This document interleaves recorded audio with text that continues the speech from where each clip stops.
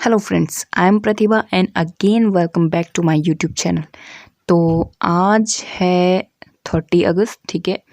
जैसा कि हमारा देश और देश से बाहर भी लगभग सभी जगहों जो है आज कृष्ण जन्मोत्सव महोत्सव जो है मनाया जा रहा है। कृष्ण जन्म दिवस आज मनाया जा रहा है, ठीक है। तो सबसे पहले सभी को हैप्पी कृष्ण जन्माष्टमी।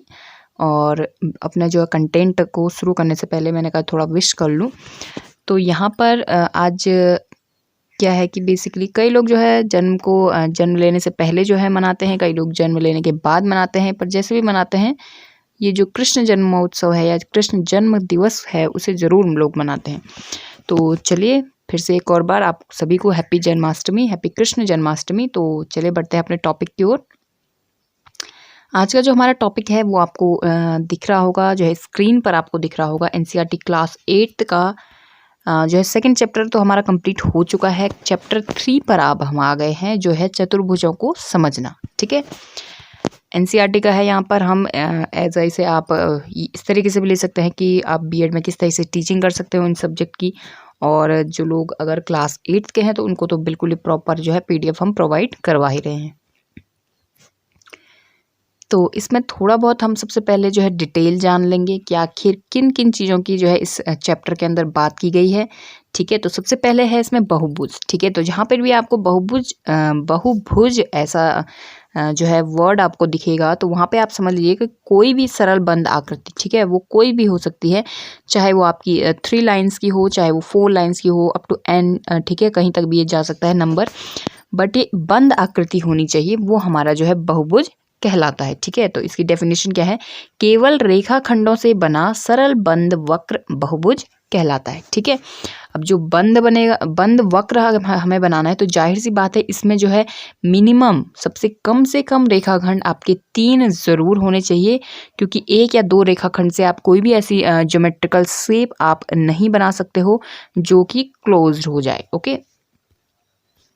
उदाहरण यहाँ पे आपको एग्जाम्पल हमने दिए हैं, ठीक है। इस तरीके से एक जो है हमने ज्योमेट्रिक शेप यहाँ पे बनाई है, रेक्टेंगल बनाया है, ट्रायंगल बनाया है, और इस तरीके से एक और शेप हमने यहाँ पे बनाई है।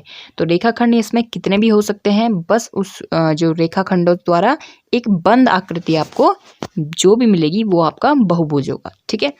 नेक्स्ट इस चैप्टर में हम डिस्कस करेंगे यहाँ पे विकर्ण क्या होते हैं, डायगोनल्स। तो क्या होते हैं कि किसी बहुभुज का विकर्ण उसके किन्हीं 2 शीर्षों यानी कि आसन्न शीर्षों को छोड़ के, आसन्न शीर्ष यानी जो दोनों एक साथ आते हैं, ठीक है, एक के बाद एक नेक्स्ट जो आते हैं, उन शीर्षों को छोड़कर बाकी जितने भी शीर्षों को जोड़ने से जो हमें रेखाखंड प्राप्त होता है वो होता है हमारा विकर्ण, ठीक है। जैसे मान लीजिए यहाँ पे रेक्टेंगल हमें गिवन है, तो ये जो हमें रेक्टेंगल इस तरह से गिवन है, तो ये और ये जो है इसके आसन्न शीर्ष हैं। इसी तरीके से ये और ये इसके आसन्न शीर्ष हैं, ठीक है। इसी तरीके से ये और ये इसके आसन है और ये दोनों भी आसन है। तो हमने डेफिनेशन में क्या बोला है कि आसन्न शीर्षों को छोड़कर, यानी कि इसको और इसको मिलाने वाला जो ये लाइन है, बेसिकली जो ये लाइन है, इसको हम विकर्ण नहीं बोलेंगे, बट इसके बाद जो नेक्स्ट लाइन हम खींचेंगे वो हमारा विकर्ण होगा।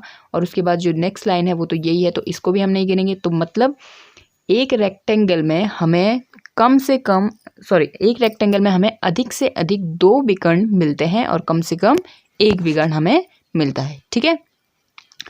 तो यहाँ पे दिख रहा है स्क्रीन पर कि ABCD में रेक्टेंगल ABCD में क्या है, चतुर्भुज ABCD में AC व BD क्या है, विकर्ण है। इसी तरीके से जो हमारे पास नेक्स्ट ज्योमेट्रिकल शेप है उसमें भी क्या है, A और G ये दोनों के दोनों क्या है, आसन्न शीर्ष हैं, तो यहाँ से नहीं होगा। A और B ये भी आसन्न शीर्ष हैं, तो ये भी नहीं माने जाएंगे। इन दोनों को छोड़कर जितने भी ऐसे नंबर हैं, जितने भी ऐसे शीर्ष हैं जो A को मिला करके जो हमें रेखाखंड प्राप्त होता है, तो वो होते हैं हमारे विकर्ण। यानी कि A के 4 विकर्ण कौन कौन से हैं, एक तो AF है, AE है, AD है और AC, ये 4 विकर्ण जो है A से हैं, ठीक है। इसी तरीके से B से भी होंगे, C से भी होंगे, D से भी होंगे, ठीक है। तो इस प्रकार सभी से क्या है, 4 4 विकर्ण हमें यहाँ पर मिलेंगे। उसके बाद हम देख लेते हैं इस चैप्टर में उत्तल व अवतल बहुभुज का यहाँ पर थोड़ा बहुत डिस्कस किया गया है। कुछ क्वेश्चंस भी इससे जो है एक्सरसाइज में हैं, तो इसलिए हमने इसे भी थोड़ा डिफाइन कर लिया है यहाँ पर कि किस तरीके से आप जान सकते हो कि उत्तल बहुभुज कौन से होते हैं और अवतल बहुभुज कौन से होते हैं। तो यहाँ पर हम सबसे पहले देखेंगे कि उत्तल बहुभुज कौन से होते हैं। ठीक है, जिन बहुभुजों का विकर्ण उनके बहिर्भाग में नहीं होता वे उत्तल बहुभुज कहलाते हैं। ठीक है, मतलब बहिर्भाग में वो नहीं होने चाहिए उनके विकर्ण, तो वो होते हैं हमारे उत्तल, वे उत्तल बहुभुज कहलाते हैं। उत्तल बहुभुज के जो सभी कोण हैं वो 180 डिग्री से कम होते हैं। ठीक है, जैसे हमें यहाँ पे जो हमारी फर्स्ट इमेज है इसमें हमें दिखने को मिल रहा है कि सारे के सारे जितने भी एंगल यहाँ पे बन रहे होंगे ये सारे के सारे एंगल जो है 180 डिग्री से कम है। ठीक है, तो यानी कि ये हमारा उत्तल बहुभुज है। यहीं पे अगर हमारी जो नेक्स्ट इमेज है उसमें अगर हम देखें तो यहाँ पे का जो एंगल है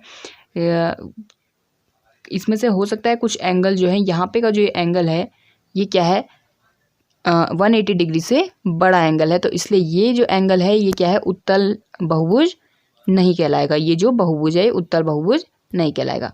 इसी तरीके से अगर हम अवतल बहुभुज की बात करें तो वे बहुभुज जिनमें कम से कम एक कोण 180 डिग्री व 360 के बीच होगा तो वह उत्तल बहुभुज नहीं होगा, यानी कि वो कौन सा बहुभुज होगा, अवतल बहुभुज होगा। तो यहाँ पे ये वाला जो एंगल है ये आपको और हमें सभी को दिख रहा है कि ये 180 डिग्री से बड़ा है और 360 डिग्री से ये कम है, तो यानी कि ये जो हमारे पास बहुभुज है ये अवतल बहुभुज होगा। ठीक है, तो इस तरीके से उत्तल व अवतल बहुभुज को थोड़ा बहुत हमने यहाँ पे एक्सप्लेन किया है, क्योंकि एक्सरसाइज के अंदर इससे कुछ क्वेश्चंस इससे रिलेटेड हमें मिले हैं।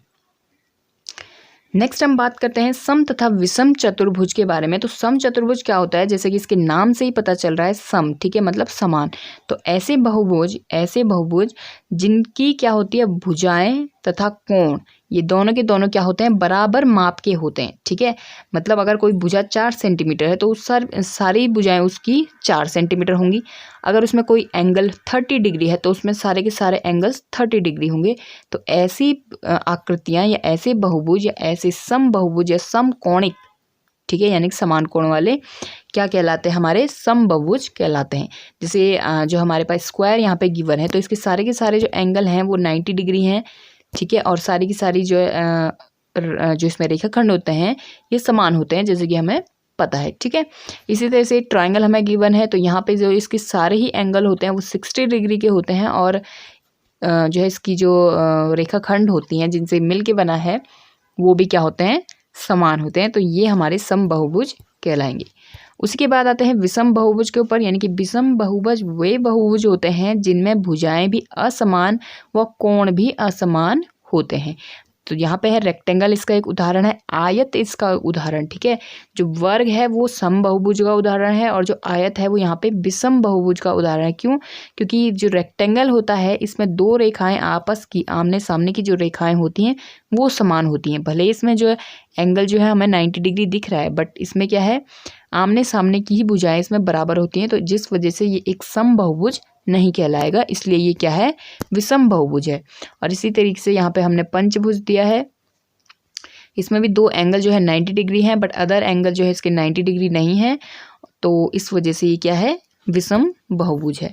ठीक है, तो ये था हमारा थ्योरेटिकल जो है मैटर, जो भी हमें मतलब थ्योरी हमने इस चैप्टर में हमें जो जो चीज़ें बेसिकली एक्सरसाइज में हमें पूछ सकते हैं, तो उन क्वेश्चंस को सॉल्व करने के लिए आपको इन चीज़ों को जानना जरूरी है कि बेसिकली आखिर सम बहुभुज क्या होते हैं, विषम क्या होते हैं, उत्तल और अवतल बहुभुज क्या होते हैं, विकर्ण क्या होते हैं और बहुभुज बेसिकली बहुभुज क्या होता है। ठीक है, तो चलिए बढ़ते हैं अपनी एक्सरसाइज की ओर।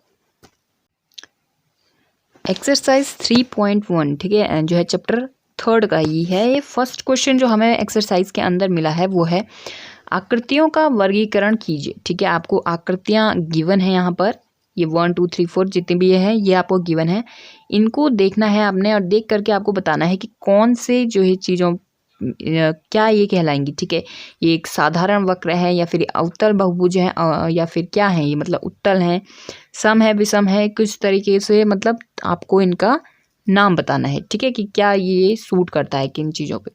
तो इसमें जो फर्स्ट ज्योमेट्रिकल शेप हमें गिवन है तो आपको यहाँ पे दिख रहा होगा। ठीक है, सबसे पहले तो इसमें एक कोण जो है इसका अंदर की तरफ को आया हुआ है, ठीक है। तो जाहिर सी बात है इसका जो ये कोण है ये 180 डिग्री और 360 के बीच में है, तो इसका मतलब है कि ये फर्स्ट तो ये अवतल बहुभुज होगा, ठीक है।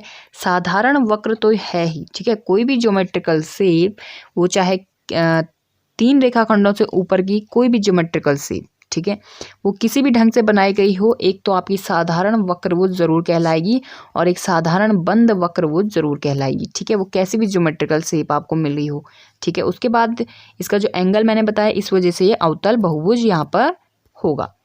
नेक्स्ट जो है वो है सेकंड, जो हमारे पास इमेज है वो एक काइट की शेप में है। तो शेप हमें कुछ ना कुछ गिवन है ना, तो इसलिए मतलब साधारण वक्र और साधारण बंद वक्र तो ये होगा ही होगा।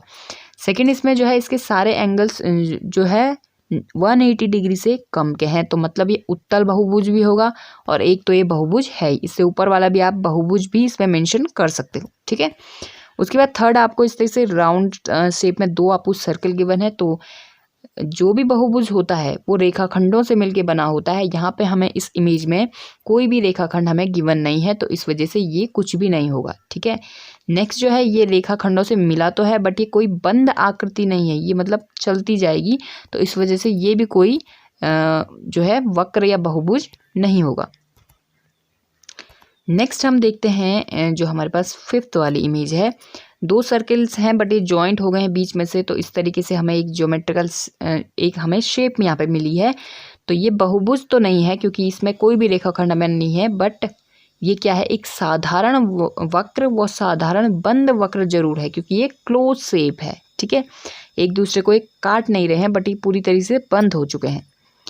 नेक्स्ट जो हमें इमेज है ये भी यही 2 आएंगे, साधारण वक्र व साधारण बंद वक्र, ठीक है। क्योंकि इसमें भी कोई ऐसा मेंशन नहीं करा गया है, कोई यहाँ पे कोई रेखाखंड हमें मेंशन नहीं किया है, ये सिंपल एक इस तरीके से हमें शेप हमें प्रोवाइड करवाई गई है, तो ये भी बहुभुज नहीं होगी। नेक्स्ट जो इमेज है 7th वाली, ये भी हमारा साधारण वक्र व साधारण बंद वक्र होगा, क्योंकि आपको दिख रहा है ये पूरी तरीके से क्लोज यहाँ पर हो गया है, बट इसका एक जो पीस है वो यहाँ पे कट करा हुआ है। और जो लास्ट इमेज हमारे पास है इसमें भी कोई ऐसी पर्टिकुलर शेप नहीं है जिस वजह से हम इसे बहुभुज कह सकें या फिर हम इसे बंद वक्र कह सकें, तो ये मतलब कुछ भी नहीं होगा। देखते हैं अपने क्वेश्चन नंबर 2 को, क्या बोलता है क्वेश्चन नंबर 2 कि निम्नलिखित प्रत्येक में कितने विकर्ण हैं, ठीक है। आपको यहाँ पे बताना है कि कितने विकर्ण हैं। तो फर्स्ट हमें दिया गया है कि एक उत्तल चतुर्भुज, ठीक है, उत्तल चतुर्भुज का हमें बताना है कि उसके अंदर कितने विकर्ण होंगे। ऐसे ही एक समषठभुज को हमें बताना है कि उसके अंदर कितने विकर्ण होंगे। और थर्ड जो है वो हमें बताना है, एक त्रिभुज को बताना है कि उसके अंदर कितने विकर्ण होंगे। तो सबसे पहले हम देख लेते हैं कि एक क्या बोला है फर्स्ट में, उत्तल चतुर्भुज, ठीक है। तो उत्तल बताना है आपको, कोई भी एंगल उसका अंदर की तरफ को नहीं लाना है, इसलिए उत्तल चतुर्भुज है हमारे पास। कोई भी आप ज्योमेट्रिकल शेप बना सकते हो। तो किसी भी चतुर्भुज में या फिर किसी भी उत्तल चतुर्भुज में अगर आपको विकर्ण पूछे जाएं तो वो आपको पता है कि आसन्न शीर्षों को छोड़ करके जो भी हमारे पास रेखाखंड प्राप्त होते हैं वो हमारे विकर्ण होते हैं। तो किसी भी चतुर्भुज में या फिर किसी भी उत्तल चतुर्भुज में अगर आप बात करें तो हमारे 2 विकर्ण हमें प्राप्त होंगे हमेशा, ठीक है। इसी तरीके से समषठभुज की यहाँ पे बात की गई है, समषठभुज की यहाँ पे बात की गई है, हाँ, एक समषठभुज, ठीक है। तो जब षठभुज में हम देखेंगे कि कितने विकर्ण होंगे, तो टोटल यहाँ पे 9 विकर्ण होंगे, क्योंकि अभी हम सभी से देखेंगे। इससे पहले जब हमने एग्जाम्पल दिया था हमने सिर्फ एक सीट से हमने एग्जाम्पल दिया था कि कितने विकर्ण हो सकते हैं। अभी हमें यहाँ पे टोटल नंबर ऑफ डायगोनल्स बताने हैं। तो यहाँ पे ए से भी हमें 3 विकर्ण मिले हैं, इसी तरीके से हमें बी से भी मिलेंगे, सी से भी मिलेंगे, ठीक है। लेकिन उसके बाद हम देख रहे हैं कि डी, ई और एफ से हमें जो है कुछ विकर्ण जो है रिपीट हो जाएंगे हमारे पास। तो इस तरीके से हमारे पास जो टोटल नंबर ऑफ डायगोनल्स आएंगे वो आएंगे 9, ठीक है, 9 विकर्ण आएंगे। थर्ड जो हमें दिया था एक त्रिभुज, तो त्रिभुज का मैंने आपको बताया है कि सबसे कम जो है कम से कम 3 आकृतियों से बना हुआ जो भी रेखाखंड, जो भी आकृति हमें मिलेगी वो हमारा बहुभुज कहलाता है। तो अगर 3 रेखाखंडों से मिलकर के कोई ज्योमेट्रिकल शेप हमें मिल रही है, यानी कि कोई ट्रायंगल हमें मिल रहा है, तो उसमें हमें कोई भी विकर्ण नहीं मिलता है, क्योंकि इसके ये तीनों तरफ से या फिर दोनों तरफ से, तीनों तरफ से जो है एक दूसरे को, इसमें कोई तीनों जो आसन्न कोण है बेसिकली वो तीनों ही तरफ से आते हैं, दोनों ही तरफ से आते हैं, ठीक है, हर शीर्ष के। तो इसमें कोई भी ऐसा विकर्ण हमें प्राप्त नहीं होगा। तो आज के कुछ इस वीडियो में हमने 2 क्वेश्चन को जो है हमने सॉल्व किया है। आई होप कि आपको हमारा ये वीडियो पसंद आया होगा। अगर आपको हमारा ये वीडियो पसंद आया गाइस तो वीडियो को लाइक करें, शेयर करें, चैनल को जो सब्सक्राइब करते रहें। Thank you so much.